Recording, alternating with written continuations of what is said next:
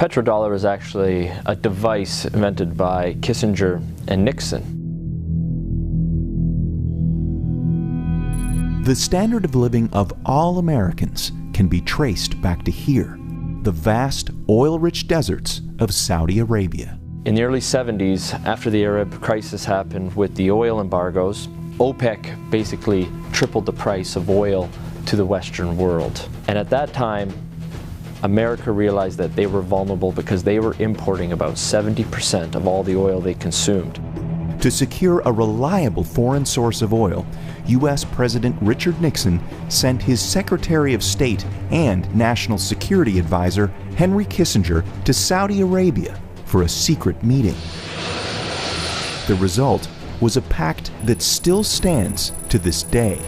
If Saudi Arabia, which at the time was the world's largest producer of oil, would sell the oil in US dollars, America would defend Saudi Arabia and make sure the House Assad would stay in power.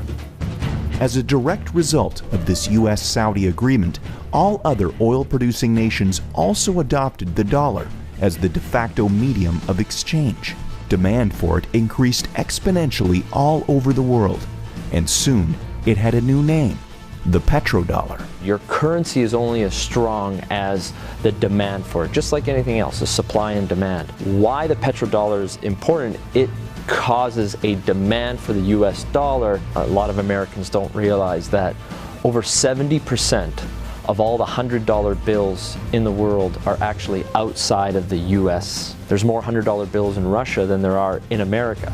This stockpile of US dollars in countries around the world is because oil is bought and sold using the greenback. If oil starts trading in non-petrodollars, such as gold or a basket of currencies, or if China and Russia start trading in yuan and ruble rather than US dollars, that demand isn't there. And the way of life for the average American will be done. It will be worse than the Great Depression.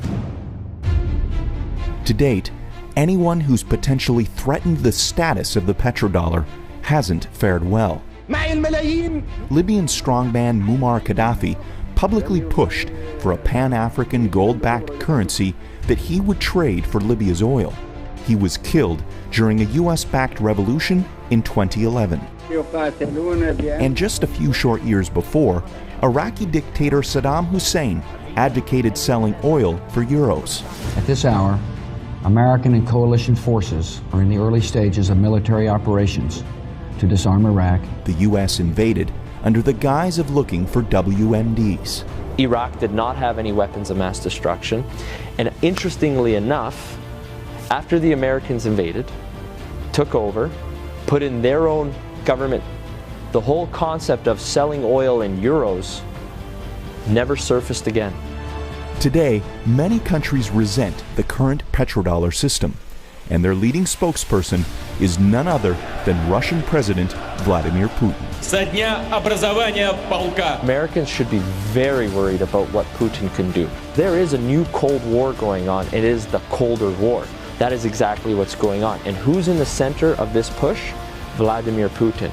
And the petrodollar is so crucial to the Colder War. The only thing holding America right now at the top is the petrodollar.